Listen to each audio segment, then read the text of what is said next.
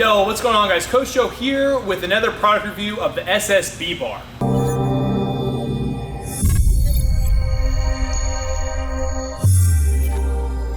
Now, my favorite specialty bar right now, out of all the bars that I have in the gym, has to be the Rogue SSB bar. So we're gonna kind of dive into that, why I like it and what it is. So the SSB simply stands for Safety Squat Bar, and typically people would use this bar if they had any sort of shoulder problem, okay, and they still wanted to squat. This is a great bar because it has the padding, you can rest on your back, and the handles are gonna be in the front so that a lot of the pressure is taken off of your shoulders. Now you can get this bar for about $395, and this is the Rogue bar, and the reason I go with Rogue is because their customer service is top of the line, and you're also getting really great quality products. Another one that I would highly put close to this one, which may even be a little bit better, just because the padding's a little bit better, I would say is the Elite FTS. I think it's the yoke bar, but it's still the SSB bar, same type of deal. The main thing you're gonna hear about the SSB bar is that it's a mixture of the front and the back squat, and I would have to agree. You're gonna be working your anterior and your posterior chain, which just means the front and the back muscles, and it's gonna get your quads as well as your lower back, your hamstrings, and it's just gonna be a total, body movement when using this bar. The other thing too is the weight distribution is a little bit different because it is a cambered bar, so you're going to have to make sure that you're having a good bar path with it in order to get the best bang for your buck when squatting with this bar. As you guys know, I'm a strongman athlete, and pretty much everything we do involves the anterior and the posterior chain.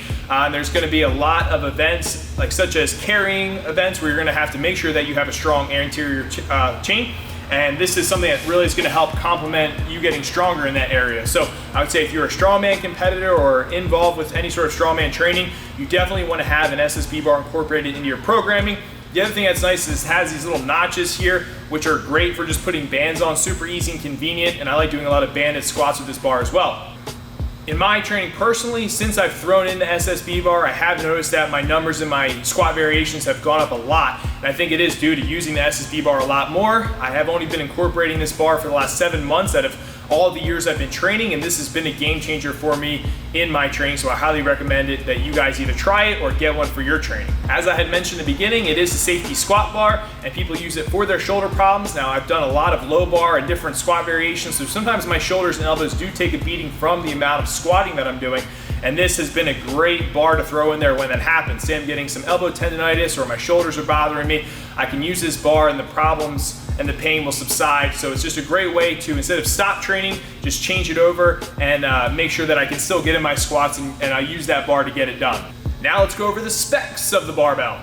All right, so in terms of the specs on this barbell, the total weight is gonna be 70 pounds, which is gonna be heavier than your typical 45-pound barbell. In terms of the length, we have 89 inches, so it is longer. So make sure when you're taking it out of the rack, you're not clotheslining people in the gym as you're getting over to the squat rack.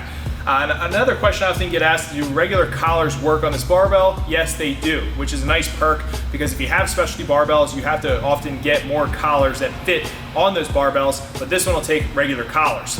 Now, the other two questions I get is bar placement. Where should this bar go on your back? Now, what works best for me is gonna be high bar squat placement with the SSB. So wherever you guys put your bar for high bar squat is where I put this pad for the SSB bar, and it works just fine. In terms of where do you keep your hands, do you crank the handles up, do you pull them back down? I literally just like to stay nice and neutral, okay? So I'll get a big belly breath and brace really tight, keep my hands neutral, and that is kind of how the whole bar will work.